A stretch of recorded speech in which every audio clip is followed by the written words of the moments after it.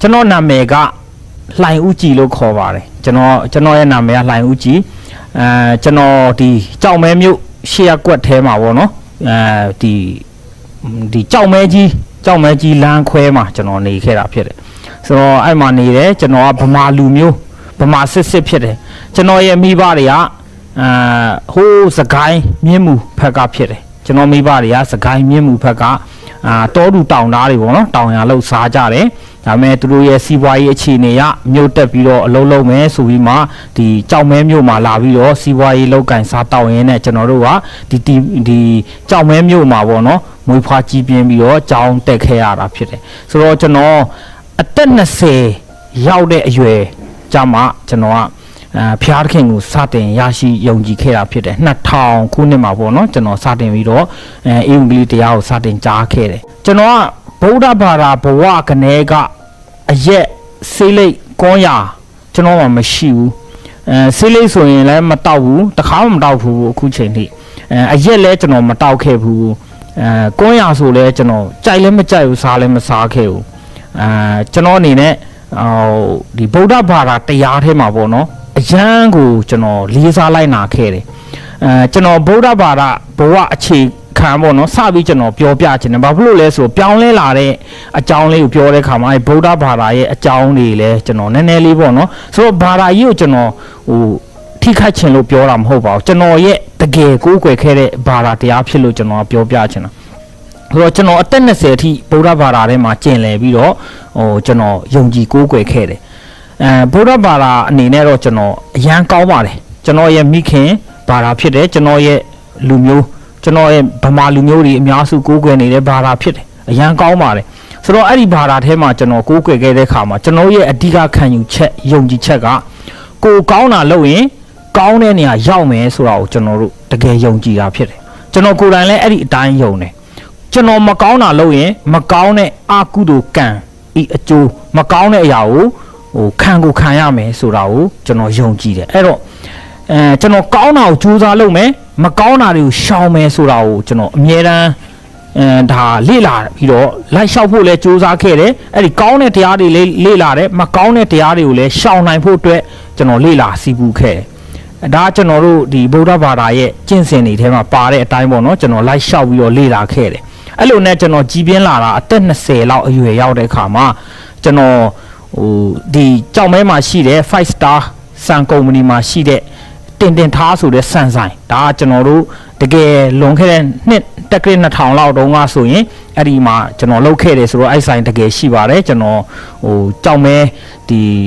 ဈေးနားလေးမှာပေါ့နော်တင်ထားအဲ့ဒီစံဆိုင်မှာကျွန်တော်အလုပ်လုပ်ခဲ့တယ်ခုနကကျွန်တော်ပြောခဲ့တဲ့အတိုင်းကျွန်တော်မှာဘာသာရှိတယ်ကျွန်တော်ဘာသာဗုဒ္ဓဘာသာဖြစ်တယ်ကျွန်တော်အဲ့ဗုဒ္ဓဘာသာကိုလည်းအရန်ကြိုက်တယ်အရန်လေးစားတယ်အရန်ကိုယုံကြည်တာဖြစ်တယ်ဗုဒ္ဓဘာသာတရားတိုင်းတွင်တင်ချက်တွေအကုန်လိုက်လျှောက်နေခဲ့တာဖြစ်တယ်ကျွန်တော်ရဲ့စီးပွားရေးအခြေအနေ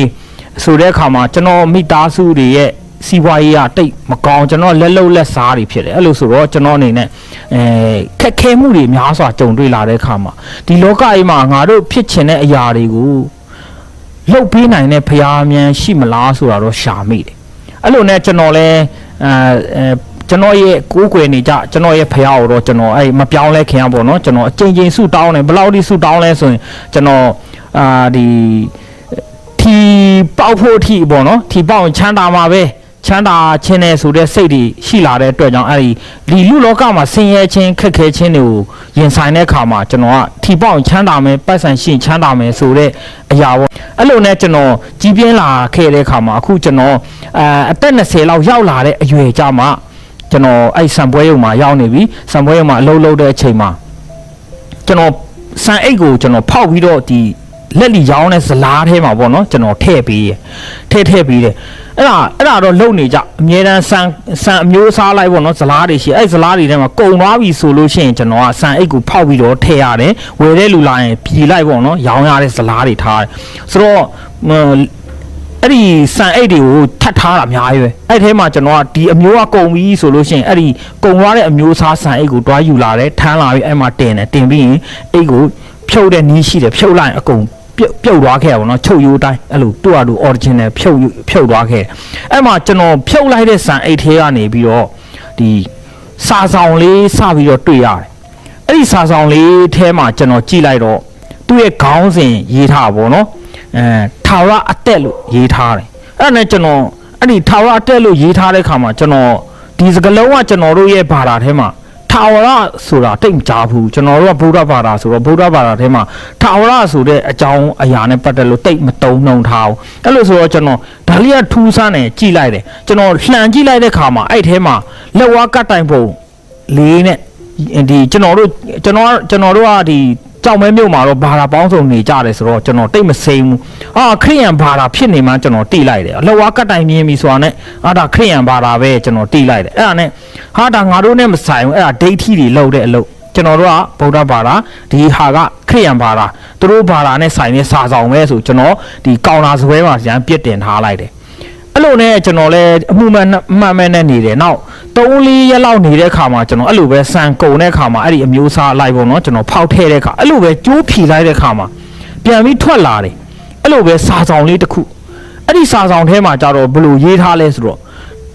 နည်းနည်းလေးစာရွက်လေးကကြီးတယ်အဲ့ဒီစာအုပ်ကလည်းနည်းနည်းထူတယ်အဲ့ဒီဟာလေးကိုကျွန်တော်တွေ့လိုက်တဲ့ခါမှာကြည့်လိုက်တော့အဲ့မှာတော့လွယ်အိတ်ကလေးနဲ့လူတယောက်လွယ်ထားတဲ့ပုံလေးအတိမျက်နှာဖုံးမှာရေးထားတယ်အဲ့ဒါနဲ့ကျွန်တော်ကြည့်လိုက်တော့စာရေးထားတယ်ဘယ်လိုရေးလဲဆိုတော့တင့်ဘွားကိုတတိပြုပါအဲ့လိုရေးထားတယ်အဲ့ဒါနဲ့ပထမစာမျက်နှာလေးတွေကျွန်တော်နည်းနည်းလှန်ကြည့်လိုက်တဲ့အခါမှာလူဘွားဆိုတာခဏတဖြုတ်ဧည့်တယ်ဖြစ်နေရောက်လာခဲ့တယ်တနေ့ကျရင်တေကြမယ်အိုနာတေချင်းကိုမရှောင်နိုင်မဲ့တေမယ်အဲ့ဒါလေးတွေပါလာတော့ဒီခရိယန်စာဆောင်တွေထဲမှာလဲငါတို့ဗုဒ္ဓဘာသာလိုပဲအိုချင်းနာချင်းတေချင်းရှိတာပဲသူတို့လည်းဒီလိုမျိုးတွေရှိတာပါလားဆိုပြီးတော့ဒိဋ္ဌိတော့မဟုတ်တော့ဘူးထင်တယ်လို့တော့အဲ့ချိန်မှာစပြီးတော့ကျွန်တော်စိတ်ထဲမှာရှိလာတယ်အဲ့ဒါနဲ့ကျွန်တော်အရင်လောက်တော့ခါတီတီခရိယန်ဘာသာတော့ကျွန်တော်ငငယ်တုန်းကကျွန်တော်ကြားဖူးတယ်လေခရိယန်တွေကရေထဲကိုငုတ်ခိုင်းတဲ့ခါမှာဖျားတွေ့လားမတွေ့လို့ရှိရင်ထပ်နှစ်တဲ့ခါမှာတေမှာကြောက်တော့တွေ့တယ်လို့ပြောတဲ့ခါမှာပြန်ပေါ်ရတယ်စသဖြင့်လူကြီးတွေသူတို့ရှောက်ထွင်ပြောလာတော့မဒီကျွန်တော်ကြားဖူးတော့အဲ့လိုမဟုတ်တဲ့အကြောင်းလေးတွေကျွန်တော်တို့ထဲမှာဝင်နေတဲ့အခါကျွန်တော်ခရိယန်ဘာသာတော့တိတ်အထင်မကြီးခဲ့ပါဘူးအဲ့လိုနဲ့နေခဲ့တယ်ဒါပေမဲ့အဲ့ဒီစာဆောင်လေးကိုကြည့်တဲ့အခါမှာနည်းနည်းစိတ်ထဲမှာရောက်လာတယ်အဲ့ဒါနဲ့ဒါပေမဲ့ကျွန်တော်တိတ်တော့ခရိယန်ဘာသာအထင်တော့ဒါမကြီးသေးဘူးအဲ့လိုနဲ့ကျွန်တော်အဲ့စာအုပ်လေးဒီတိုင်းထားလိုက်တယ်အဲ့လိုထားလိုက်တဲ့အခါမှာနောက်အဲ့လိုပဲတစ်ပတ်လောက်နေတဲ့အခါမှာကျွန်တော်ထပ်တစ်ခါအဲ့လိုပဲစာဆောင်လေးတစ်ခုအဲ့လိုအရင်တုန်းကလိုပဲဖောက်လိုက်တဲ့ချိန်တန်းမှာထွက်လာတယ်အဲ့ဒီစာဆောင်ကကြတော့ထူဆန်းနေတယ်အရင်စာအုပ်တွေလို့မဟုတ်အရင်စာဆောင်လေးတွေလို့မဟုတ်ဘယ်လိုဖြစ်လဲဆိုတော့အဲ့ဒီစာဆောင်ကြတော့ကျွေနဲ့လှုပ်ထားတယ်ပေါ့နော်ဒီကျွန်တော်တို့မြန်မာနိုင်ငံအနေနဲ့ဆိုရင်တော့သူကနည်းနည်းစာရွက်ပိုကောင်းတော့အဆင်မြင့်တာပေါ့ပုံလေးတွေကလည်းနည်းနည်းကောင်းတယ်အဲ့လိုဆိုတော့ကျွန်တော်ကအဲ့ဒီစာဆောင်လေးကိုကျွန်တော်ယူပြီးတော့ကြည့်လိုက်တဲ့အခါမှာအဲ့ဒီမှာရေးထားတဲ့ပုံကယေရှုကဒီလိုလှမ်းနေတဲ့ပုံပေါ့နော်လမ်းလျှောက်နေတဲ့ပုံလေးပါတယ်ပြီးတဲ့အခါမှာအဲ့ဒီထဲမှာတရွက်လှန်ကြည့်လိုက်တဲ့အခါကျရင်အာရန်အေဝါကပန်းချန်ထဲမှာပေါ့နော်ဥယျာဉ်ကြီးထဲမှာအာရန်အေဝါသူတို့ဇနီးမောင်နှံအဝတ်တွေမပါအောင်တရွက်ကလေးတွေနဲ့တွားနေတဲ့ပုံတွေလည်းပါတယ်ဒါပေမဲ့အဲ့ဒီအပုံတွေကိုကျွန်တော်အဲ့အချိန်တော့ဘာတွေလဲတော့ကျွန်တော်မသိသေးဘူးဒါပေမဲ့အဲ့ဒီမှာရေးထားတဲ့လက်ဝါးကတိုင်ပုံနဲ့သူ့ရဲ့စာကိုကြည့်လိုက်ရင်ကျွန်တော်ကခရိယန်ဘာသာမှန်းတော့သိတယ်အဲ့မှာဘယ်လိုရေးထားလဲဆိုတော့ဘလို့အဲ့ဒီမှာရေးထားတဲ့အရာပေါ့နော်ဘလို့ရေးထားလဲဆိုတော့ကျွန်တော်အဲ့ဒါကိုဖတ်လိုက်တဲ့အခါမှာပေါ့နော်သူကခေါင်းစဉ်ကိုရေးထားတယ်ကဲတင်ချင်းလန်းလို့ရေးထားတယ်အဲ့ဒါနဲ့ကျွန်တော်အဲ့ဒီစာဆောင်လေးတိတ်တော့စာရွက်အထူကြီးမဟုတ်ဘူးစာရွက်ပိုင်းလေးလည်းတေးလေးပဲအဲ့ဒါနဲ့ဒါပေမဲ့ကျွန်တော်ခရိယန်တွေကိုစိတ်မဝင်စားခဲ့ပေမဲ့အဲ့ဒီစာဆောင်မှာရေးထားတဲ့ကျွေစာရွက်မှာရေးထားတဲ့ပကြီးကိုကျွန်တော်တအားစိတ်ဝင်စားတယ်ယေရှုတော့ကျွန်တော်စိတ်ဝင်စားအောင်ယေရှုပုံအဲ့မှာရေးထားတဲ့ပုံကလေးအဲ့ထဲမှာသူကမကြမ်းမာတဲ့ကလေးမလေးတေသွားတာပေါ့နော်တေသွားတဲ့ကလေးမလေးအဲ့မှာတေနေတယ်အဲ့ဒါလေးကိုသူကအသက်ရှင်ခိုင်းပြီးတော့ပြန်ရှင်အောင်လို့သူကလှုပ်ပြီးတော့ထခိုင်းနေတဲ့ပုံလေးပေါ့နော်အဲ့ဒီပုံလေးကိုရေးထားတာဖြစ်တယ်အဲ့ဒါလေးကိုကျွန်တော်ကြည့်ပြီးတော့ဒီပကြီးအရန်ကောင်းတာပဲဒီပကြီးကတအားလက်ရမြောက်တယ်ဆိုတော့ကျွန်တော်တွေ့တယ်အဲ့ဒါနဲ့ကျွန်တော်ပကြီးအရန်ဝါနာပါတယ်ကျွန်တော်ဒီကြောက်မဲမြို့မှာဆိုရင်ကျွန်တော်ဗီဒီယိုယုံနေမှာဆိုလိုက်ပြီးတော့ကျွန်တော်မပြောင်းလဲခင်ကဒီဗီဒီယိုယုံနေမှာဗီဒီယိုညဘာကားပြမလဲအဲ့လိုပြမဲ့ဟာတွေဆိုရင်ကျွန်တော်ပကြီးလိုက်ဆွဲရတာဖြစ်တယ်အဲ့လိုလိုက်ဆွဲပြီးတော့ကျွန်တော်အပြင်ဝင်ငွေရတာပေါ့နော်ကြောင်းတက်ရင်းနဲ့ကြောင်းနေရင်းနဲ့ကျွန်တော်အပြင်ဝင်ငွေရအောင်ဆိုပြီးကျွန်တော်အဲ့လို ပကြီးတွေလိုက်ဆွဲတယ်ကပြမဲ့ဇက်ကားတွေရဲ့စာတန်းတွေကျွန်တော်ရေးပေးရတယ်အဲ့လိုဆိုတော့ကျွန်တော်ပကြီးဝါနာအကြောင်းမှလည်းကျွန်တော်ကဒီစုတွေရခဲ့ဘူးတယ်ပြီးတဲ့အခါမှာကျွန်တော်မင်္ဂလာဆောင်တချို့ပေါ့နော်တချို့ဖြစ်အရန်ကြိတ်တိုးမင်္ဂလာဆောင်မဟုတ်တဲ့တချို့မင်္ဂလာဆောင်လေးတွေရက်ွက်ထဲမှာလုပ်တဲ့မင်္ဂလာဆောင်လေးတွေဆိုကျွန်တော်ဒီလိုသူတို့ရဲ့မင်္ဂလာလက်ထပ်ပွဲဆိုင်းဘုတ်တွေရေးဖို့ကျွန်တော်ခေါ်တယ်ပကြီးပညာခရယ်လို့တော့မဟုတ်ပေမဲ့ဒီလိုလက်ကစ်လေးနည်းနည်းပေးပြီးမှကျွန်တော်ခိုင်းကျွန်တော်ပကြီးဆရာကြီးလည်းမဟုတ်ဘူးလေအဲ့လိုဆိုတော့အဲ့လိုလုပ်ရအဲ့ဒါနဲ့ကျွန်တော်ပကြီးဝါနာအရန်ပါတော့အဲ့ဒီစာဆောင်ထဲကယေရှုပုံကိုတဘောကြတယ်အဲ့ဒါနဲ့ကျွန်တော်အဲ့ဒီပုံကလေးကိုပကြီးဆွဲပုံဆွဲနီးဆေးဆက်နီးကိုကျွန်တော်အတုခိုးဖို့အိမ်ကိုယူလာပြီးတယ်အဲ့ဒါနဲ့ကျွန်တော်အိမ်မှာရောက်တော့ flame paper တွေချတယ်ဆေးဘူးတွေဖြော်တယ်အဲ့ဒါကိုဆက်ပြီးတော့ရေးတော့မဲ့အချိန်မှာ तू ကရေးထားတာကကဲတင်ချင်းလန်းဆိုတဲ့ခေါင်းစဉ်လေးနဲ့ဆိုတော့ကျွန်တော်ကြည့်ပြီးတော့အဲ့ဒီစာသားလေးကိုကျွန်တော်စဉ်းစားနေတယ်ကဲတင်ချင်းလန်းဆိုခရိယန်တွေကဘာတွေလဲကွာကဲတင်ချင်းလန်းဆိုတာကျွန်တော်တို့ကဲတင်နေဆိုလို့ရှိရင်တခုခုရေဘေးဒုက္ခမိဘေးဒုက္ခတွေကိုလိုက်ပြီးတော့တေမဲ့ဘေးကကဲတာမျိုးတော့ကျွန်တော်တို့ကြားဘူးပါတယ်အဲ့အမျိုးတွေတော့တုံးနှုံးတာတွေရှိတယ်ဒါပေမဲ့ဒီခရိယန်စာဆောင်မှာရေးတဲ့ကဲတင်ချင်းလန်းကဘာကိုပြောချင်တာလဲဆိုတာကိုစိတ်ထဲမှာတိချင်စိတ်အရန်ပေါက်လာတယ်အဲ့ဒါနဲ့ကျွန်တော်လဲအဲ့ဒီစာဆောင်ကိုကျွန်တော်ပကြီးမဆွဲခင်လေးမှာအစဆုံးဖတ်လိုက်တယ်အဲ့မှာဖတ်တဲ့အခါမှာပထမဦးဆုံးသူအာရန်နဲ့အေဝါကိုဖျားခင်ကအေဒင်ဥယျာဉ်ထဲမှာဖန်ဆင်းတယ်ပေါ့နော်ပြီးတဲ့အခါမှာအဲ့ဒီအေဒင်ဥယျာဉ်ထဲမှာဖန်ဆင်းပြီးတဲ့အခါမှာလူသားတွေကအဲ့ဒီကနေများပြားလာတယ်ပေါ့နော်မများခင်မှာတော့မှဒီအေဒင်ဥယျာဉ်ထဲမှာဖျားခင်ကမစားရဘူးဆိုတဲ့အတီးကိုစားပြီးတော့ဖျားစကားနားမထောင်ပြီးတော့သူတို့ဟာအပြစ်သားဖြစ်သွားပြီးတော့မှလောကထဲမှာများပြားလာတယ်အဲ့ဒီအကြောင်းတွေကိုသူကရေးထားတယ်အဲ့ဒါနဲ့လူတွေကအိုနာတေချင်းနေရင်ဆိုင်ရတယ်ပြီးရင်တေပြီးတဲ့နေ့မှာငရဲကိုတွားရတယ်ဖျားစကားနားမထောင်တဲ့အပြစ်ဗီဇအပြစ်တွေကြောင့်ငရဲမှာခံရမယ်ဆိုတဲ့အကြောင်းတွေအဲ့မှာရေးထားတယ်ဆိုတော့အဲ့ဒါနဲ့ကျွန်တော်အရန်စိတ်ဝင်စားတယ်ဆက်ပြီးကျွန်တော်ဖတ်ကြည့်တဲ့အခါမှာနောက်ဆုံးမှာကျတော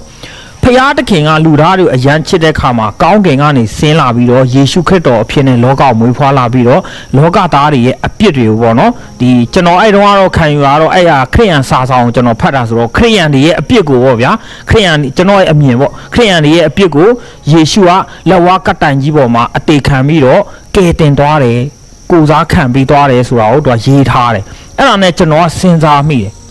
ဘယ်လိုစဉ်းစားလဲဆိုခရိယန်ဘာသာတကယ်ကောင်းတာပဲသူတို့ဖျားကသူတို့ခံရမဲ့အပြစ်ရဲ့အကျွေးငရဲသွားမယ်ဆိုတဲ့အရာကိုယေရှုကလာပြီးတော့ခံပေးတယ်ဆိုတော့ဟုတ်လားကြီးလားဒါမဲ့ကျွန်တော်စိတ်ထဲမှာယုံကြည်ခြင်းမရှိဘူးဒါရရမ်းလွယ်တယ်ဟုတ်နိုင်မှာမဟုတ်ဘူးဒါမှဖြစ်နိုင်လောက်ဘူးထင်တယ်ဒါသူတို့ဒဏ်ရာကြီးတစ်ခုခုဖြစ်နိုင်တယ်ဒါကတော့တိတ်တော့ကျွန်တော်ယုံကြည်တော့တိတ်မရှိသေးဘူး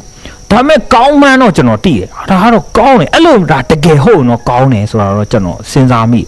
ကျွန်တော်ရဲ့ဘာသာတရားကိုကျွန်တော်စဉ်းစားကြည့်တယ်ကျွန်တော်ဘာသာကိုလည်းကျွန်တော်နိုင်ကျွတ်တော့ဟိုကျွန်တော်အကုန်လုံးတက်ကြွနားလည်ထားတယ်တော့မဟုတ်ပါဘူးကျွန်တော်လည်းဗုဒ္ဓဘာသာထဲမှာဘာသာဝင်တယောက်ပဲဖြစ်ပြီးတော့ဟိုလိုတကယ်ဓမ္မကျောင်းနေပါလေကျွန်တော်တက်ဖူးတာလည်းမဟုတ်တော့အဲ့လောက်ကျွန်တော်ဂါဂါနာနာတော့မရှင်းပြတတ်ဘူးတိုးတော့အချုပ်ကိုကြည့်တဲ့အခါမှာကျွန်တော်တိထားတလောက်ကြတော့ကျွန်တော်တို့ကကိုကောင်းတာလုံမှာကောင်းတဲ့နေရာရောက်မှာဖြစ်ပြီးမကောင်းတာလုံရင်ခံကိုခံရမှာဆိုတော့အပင်ငယ်ကနေလွတ်ဖို့အတွက်ဆိုရင်တော့ကိုကောင်းကိုကောင်းရမယ်ဆိုတဲ့အရာကကျွန်တော်တို့ကယုံကြည်လက်ခံထားတယ်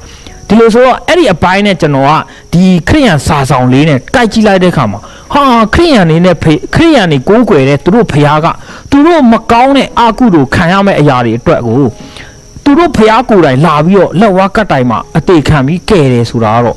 ့တော်တော်လေးတော့ကောင်းတဲ့လမ်းစဉ်ပဲဖြစ်နိုင်မဖြစ်နိုင်တော့ကျွန်တော်မယုံသေးဘူးတို့တော့ကောင်းတယ်ကောင်းမှန်းတော့ကျွန်တော်အဲ့ဒါကိုကျွန်တော်စိတ်ထဲမှာတကယ်ကို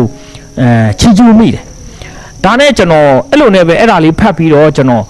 အဲ့ဒီအကြောင်းကနှုတ်ကပတ်တော်ဖြစ်နေတဲ့အခါထူးဆန်းတယ်ကျွန်တော်စိတ်ထဲမှာရှိနေတယ်နောက်ရက်တွေလဲကျွန်တော်လမ်းသွားတိုင်းလဲဒီအကြောင်းကိုစဉ်းစားနေမိတယ်မနဲ့အရာထားရင်လဲမျက်နှာတင်လဲဒီအကြောင်းဒီစာဆောင်လေးတွေအကြောင်းကိုပဲစဉ်းစားနေမိတယ်ဒါနဲ့ကျွန်တော်မနေနိုင်တော့ဒါဆိုရင်ခရိယန်ဖျားဟာတကယ်ပဲလူတွေရဲ့အပြစ်ကိုကယ်တဲ့ထဲမှာငါတို့ဗမာလူမျိုးတွေအတွက်လဲကယ်တာဟုတ်လားဆိုတော့အရန်သိချင်တယ်အဲ့လိုမျိုးကကယ်တယ်ဆိုရင်ငါယုံတဲ့တယ်လို့စိတ်ထဲမှာတော့စဉ်းစားနေတယ်ဒါပေမဲ့ဂါဂနာနာတော့သိချင်သေးတယ်ဒီလောက်နဲ့တော့တိတ် မလုံလောက်သေးဘူးထင်တယ်လို့တော့စဉ်းစားအဲ့ဒါနဲ့ကျွန်တော်တရေကြတော့ကျွန်တော်အလုတ်ပွဲုံစံပွဲုံကနေပြန်တဲ့ခါမှာကျွန်တော်အဲ့ခက်စပိန်လေးနဲ့ကျွန်တော်ပြန်လာတယ်စောင်းရဒီမှာချမ်းချမ်းတုံတုံနဲ့ပြန်လာတယ်ပြီးတဲ့ခါမှာကျွန်တော်မိုးတော့နည်းနည်းချုပ်ပြီးတို့ပေမဲ့ကျွန်တော်ခရိယန်နေစီမှာမေးရင်တော့တိမှာပဲလို့ကျွန်တော်စဉ်းစားတယ်အဲ့ဒါနဲ့ကျွန်တော်ဒီကြောင်မဲမျိုးမြောက်ကုန်းရက်ကွက်မှာရှိတဲ့လူမျိုးပေါင်းစုံနှစ်ချင်းအတင်းတော်ရှိတယ်အဲ့အတင်းတော်ကြီးကိုကျွန်တော်တွားတော့ဟိုမိတွေတော့ထွန်းထားတယ်ခေါ်ကြည့်တယ်လူတယောက်မှမရှိဘူးအဲ့ဒါနဲ့ကျွန်တော်လဲအထဲမှာလှမ်းអော်တယ်စီယိုတွေခြံနေတကားတွေလည်းပိတ်ထားတယ်ဖျားချောင်းကြီးကတော့ရှိတယ်ကျွန်တော်လဲអော်တယ်ဘယ်သူမှမကြားကြဘူးအဲ့ဒါနဲ့ကျွန်တော်လိလာချင်လို့ပါတွားခေါ်ကြည့်တယ်မရအောင်အဲ့ဒါနဲ့ကျွန်တော်အိမ်ပြန်လာတယ်အဲ့လိုနဲ့ပဲနောက်တရက်လဲအဲ့လိုပဲတွားလိုက်လာလိုက်လို့တဲ့ခါမှာအဲ့ဒီစိတ်ကလည်းအထဲမှာနွေးနဲ့ဖြစ်နေတော့ပဲဖတ်ခဲ့တာတော့တစ်ပတ်နှစ်ပတ်ကြော်ခဲ့ပြီဒါပေမဲ့ဒီခရိယန်စာဆောင်တဲ့အကြောင်းကမေ့လို့မရအောင်စဉ်းစားနေတယ်ငါတို့ဖះကကြတော့ကိုလုံးမကိုကောင်းတဲ့နေရာရောက်မှာသူတို့ဖះကတော့လာခဲ့တယ်အဲ့ဒါကိုပဲစဉ်းစားနေတယ်အဲ့ဒါနဲ့ကျွန်တော်အဲ့ဒီအကြောင်းရှင်းရှင်းလေးသိချင်စိတ်ကတအားပေါက်တယ်အဲ့ဒါနဲ့တရက်ကြတော့ကျွန်တော်အလုံနာတဲ့နေ့ပေါ့နော်တရက်မှာကျွန်တော်ကဒီဖះเจ้าအဲ့နေ့မရောက်ခင်ပေါ့နော်ကျွန်တော်အိမ်ကနေပြီးတော့မနဲ့စောစောပေါ့နော်အလုပ်ကိုတွားတယ်တွားတဲ့အခါမှာကျွန်တော်အလုပ်ကိုတွားတော့ကျွန်တော်တို့ရက်ကွက်ထဲမှာလမ်းဘေးမှာပေါ့နော်ကလားအိမ်တအိမ်ရှိရဗျအဲ့ဒီကလားအိမ်ကသူတို့ကနည်းနည်းတော့အဲ့ဒီရက်ကွက်ကနည်းနည်းအဲ့နာမှာအရက်ဆိုင်လေးတွေလည်းရှိတယ်နည်းနည်းတော့ဆိုးတာပေါ့နော်ဆိုးတယ်ဆိုတော့အဲ့မှာရန်နေပါတွေလည်းဖြစ်တတ်တယ်ခါတိုင်းလို့အဲ့ဒီအိမ်ကလေးကရန်နေပါတွေဖြစ်တာကျွန်တော်တွေ့ရတယ်အဲ့ဒါနဲ့အဲ့နေ့မှာထူးဆန်းတယ်အရင်လိုမဟုတ်ဘူးနည်းနည်းအိမ်ကလေးကဆေးလေးတွေပါတွေတုပ်ပြီးတော့တောက်ပြောင်ဖြစ်နေတယ်အောင်ကျွန်တော်တတိထားမိအဲ့မှာလမ်းဘေးလေးမှာဆိုင်းဘုတ်ကလေးတစ်ခုရေးထားတာကျွန်တော်တွေးလိုက်တယ်အဲ့ဆိုင်းဘုတ်မှာဗမာလိုရေးထားတယ်ဖူးကော်စပယ်ဆိုရေးထားတယ်အဲ့ဒါနဲ့ကျွန်တော်လဲဖူးကော်စပယ်ဆိုတာဘာလဲဘောနော်ကျွန်တော်တိတ်နားမလဲဘူးဒါပေမဲ့အဲ့ဒီတူအောက်မှာအင်္ဂလိပ်လိုရေးထားတာလဲပါတယ်ဖူးgospel ဆိုရေးထားတယ်ကျွန်တော်ကျောင်းမှာတင်ဖူးတာတော့ဖူးတော့ကျွန်တော်တည်တယ်ဖူးဆိုတာပြည့်စုံခြင်းပြည့်ဝခြင်းကျွန်တော်အဲ့လိုအဓိပ္ပာယ်တည်တယ် gospel ဆိုတာကျွန်တော်မကြားဘူးအဲ့ meaning ကျွန်တော်တခါမကြုံဘူးအဲ့ဒါနဲ့ကျွန်တော်တိတ်နားမလဲဘူးပြည့်ဝတာတော့ဟုတ်တယ်ဒါပေမဲ့ကျွန်တော်အဲ့လိုနဲ့ပဲကျွန်တော်ဒီတိုင်းပဲဖတ်ပြီးတော့တွားခဲ့လိုက်တာအလုပ်ကိုအဲ့မှာအလုပ်ကနေညကြတော့ပြန်လာခဲ့တဲ့ခါမှာအဲ့ဆိုင်းဘုတ်ကလေးကိုစိတ်ဝင်စားနေပြန်တယ်အဲ့ဒါနဲ့ကျွန်တော်ပြန်ကြည့်လိုက်တော့အဲ့ဆိုင်းဘုတ်ကကျွန်တော်တို့အိမ်ဘက်ကလာတဲ့အခောက်ကကြတော့စာပဲရေးတယ်နောက်မြို့တဲ့ဖက်နေပြန်လာတဲ့အခောက်ကြတော့အဲ့ဒီဖက်မျက်နှာမှာကြတော့လက်ဝါးကတ်တိုင်ပုံလေးကိုအဖြူရောင်နဲ့ရေးထားတယ်အပြာရောင်အောက်ခံထဲမှာအဖြူရောင်လေးရေးထားအဲ့ဒါနဲ့ကျွန်တော်ကြည့်တော့ဟာဒါခရိယန်အိမ်ပဲကျွန်တော်သိချင်တဲ့ခရိယန်ဖះအကြောင်းဒီအိမ်မှာမေးရင်ရမယ်ထင်တယ်ခရိယန်အိမ်ဖြစ်နိုင်တယ်အဲ့ဒါနဲ့ကျွန်တော်အဲ့ဒီအလောက်ကနေပြန်တယ်မိုးလဲမှောင်နေပြီအဲ့ဒါနဲ့ကျွန်တော်အဲ့ဒီအိမ်ကိုလှမ်းကြည့်ရတော့လူတွေရှိတယ်ဗျတော့ဒီဂီတာတွေတီးပြီးမှချွမ်ပန်းတွေနဲ့ပေါ့နော်ချာတီးနေတယ်မြေဒီလိုတမန်တလင်းပေါ်မှာအဝိုင်းထိုင်ထားတဲ့လူ9ယောက်10ယောက်လောက်ရှိမယ်ထင်တယ်ကျွန်တော်အဝေးကနေလှမ်းကြည့်အောင်အဲ့ဒါနဲ့သူတို့တီးနေတယ်ခတ်နေတယ်တချင်းတွေစိုးနေကြတယ်သူတို့တွေညီညွတ်ပဲအဲ့ဒါနဲ့ကျွန်တော်လှမ်းကြည့်တော့ဒါခရိယန်အိမ်ဖြစ်မယ်ခရိယန်မိသားစုကလည်းတော်များတယ်နော်လို့ကျွန်တော်စဉ်းစားပြီးတော့ပြန်သွားတယ်နောက်တရက်ကျတော့ကျွန်တော်မနေနိုင်ဘူးအလောက်ကလည်းနားတယ်အဲ့ဒါနဲ့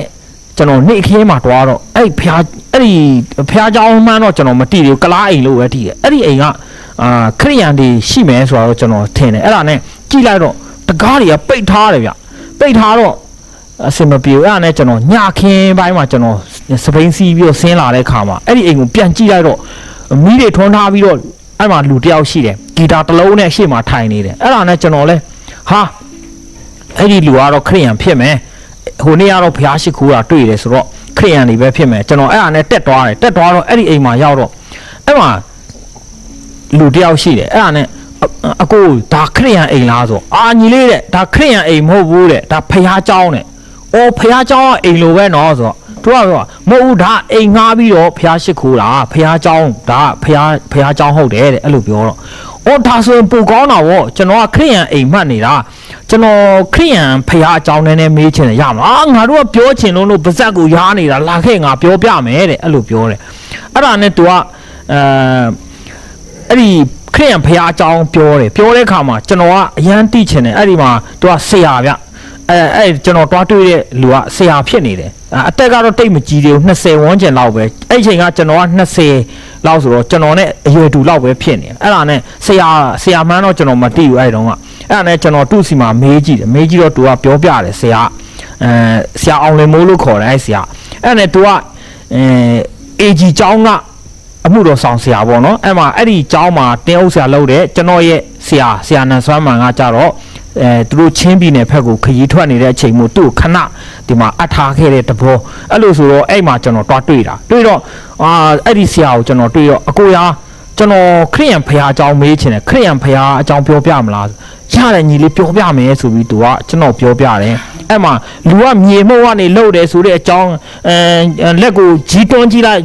နေ့တိုင်းကြီးထွက်တယ်မလားအဲ့ဒါမြေကြီးတွေဖြစ်တယ်အဲ့ဒါမြေမှုတ်ကလှုပ်လို့မြေကြီးတွေပြန်ထွက်လာတာဆိုတဲ့အကြောင်းတွေပြောပြတယ်နားထောင်လို့တော့ကောင်းတယ်ကျွန်တော်တိချင်တဲ့ယေရှုအကြောင်းကမပါသေးဘူးဖြစ်နေတယ်မိုးချုပ်သွားခဲ့တာသူကကဘာဦးကနေစပြောရင်းနဲ့မိုးချုပ်သွားတော့ကျွန်တော်လဲအဲ့မှာအချိန်တိတ်မရဘူးဆိုပြီးတော့ကျွန်တော်လဲအဲ့နေရတော့ဖခင်အကြောင်းတော့ကျွန်တော်တိချင်တဲ့ယေရှုအကြောင်းတော့မရောက်လာသေးပေမဲ့အချိန်လဲတိတ်မပေးဘူးပေါ့နော်ကျွန်တော်လဲborn again မဟုတ်သေးဘူးလေခရိယန်အကြောင်းစိတ်ဝင်စားရုံပဲရှိနေသေးတာဆိုတော့ကျွန်တော်လဲအဲ့လောက်နဲ့ပြန်လာခဲ့တယ်အဲ့ဒါနဲ့နောက်တည့်ရကျတော့ကျွန်တော်ထပ်တိချင်သေးတာစိတ်ထဲမှာအဲ့ဒါနဲ့ကျွန်တော်အဲ့ဒီဖခင်အကြောင်းကိုပဲပြန်တက်သွားတယ်တက်သွားတော့အဲ့မှာကောင်လေးတယောက်ပြန်တွေ့တယ်ကျွန်တော်ထက်နည်းနည်းငယ်တယ်အဲ့ဒါနဲ့အဲ့ကောင်လေးကိုတွေ့တော့ဟာညီလေးဟိုနေ့ကငါလာတယ်ဆရာတယောက်ရှိတယ်အဲ့ဆရာဟောဘယ်မှာလဲငါဖခင်အကြောင်းထပ်မေးချင်တယ်ဆိုတော့အဲ့ဆရာမရှိဘူးကျွန်တော်စောင့်နေတာကျွန်တော်ပဲရှိတယ်ဒီမှာကျွန်တော်စောင့်ပေးတာတဲ့အဲ့လိုပြောတော့ကျွန်တော်ဆရာတဲ့ချင်းပြည်နယ်ပြန်တော့ဟုတ်လို့လားမနေ့ကပြောတော့သူပြောတာဒီ AG ကျောင်းမှာနေတယ်လို့ပြောတယ်အခုတော့သူမတွေ့ဟုတ်တယ် तू ကမလာဘူးတဲ့ကျွန်တော်ပဲရှိတယ်အဲ့ဒါနဲ့အဲ့ဒီညီလေးကိုကျွန်တော်ကမေးတယ်ဖြစ်ကျွန်တော်အဲ့ညီလေးကလည်းစကားအားတယ်လေစကားအားတာမဟုတ်ထစ်နေတာကျွန်တော်ဖះအကြောင်းသူကတအားပြောချင်တယ်ဘယ်လိုပြောလဲဆိုတော့စကားထစ်တော့လေကျွန်တော်ပြောပြမယ်ထိုင်ပါအောင်ဆိုတော့ကျွန်တော်လည်းထိုင်လိုက်တယ်ထိုင်တော့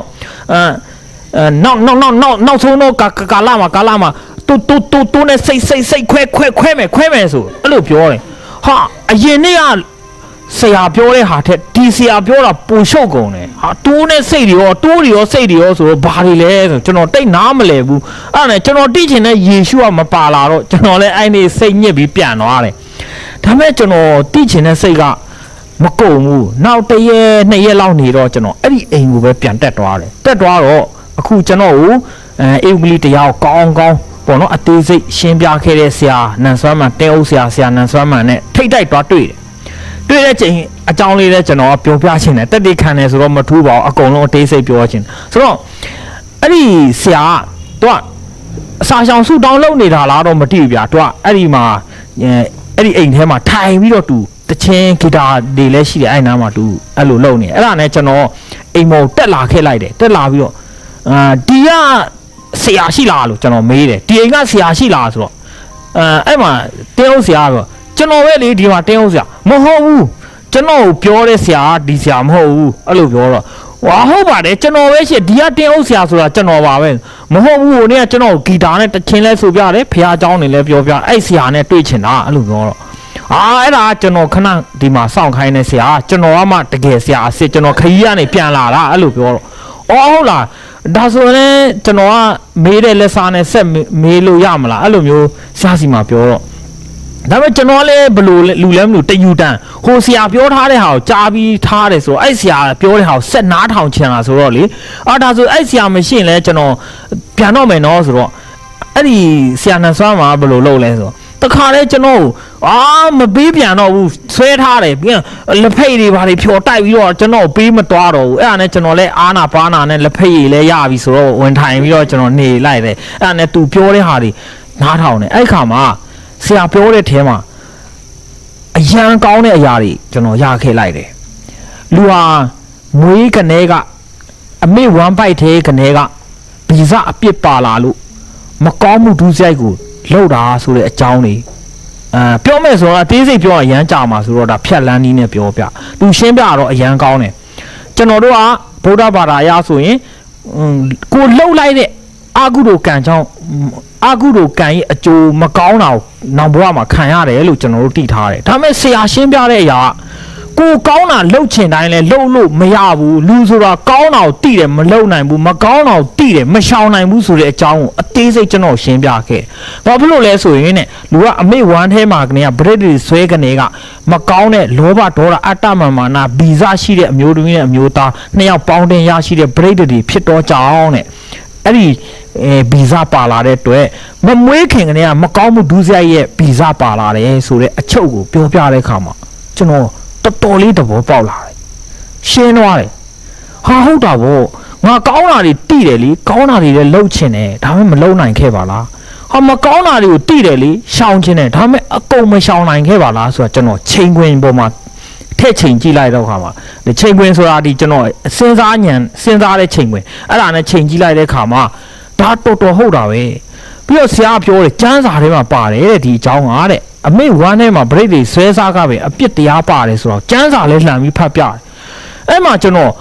ခရိယန်ကျမ်းစာတေဟုတ်ပါလားဆိုတာကျွန်တော်သိလာတယ်ခရိယန်ကျမ်းစာနဲ့လေအဲ့မှာစပြီးရင်းနှီးလာတယ်ပြီးတော့ဆရာကျွန်တော်ကိုဆက်ပြီးရှင်းပြတယ်အဲ့မှာကျွန်တော်ကဝေစာထဲမှာဖတ်ခဲ့ပြီးပြီဆိုတော့တော်လေးတော့ယေရှုအကြောင်းတော့သိထားပြီမဲ့ကျွန်တော်လိုချင်တာကျွန်တော်ဗမာလူမျိုးဗုဒ္ဓဘာသာအတွက်ကိုယေရှုခံပေးတဲ့ထဲမှာပါလားဆိုတာသိချင်တာအဲ့ဒါနဲ့အဲ့ဒီအချုပ်ကိုကျွန်တော်မေးတဲ့အခါမှာဆရာဘာပြောလဲဆိုတော့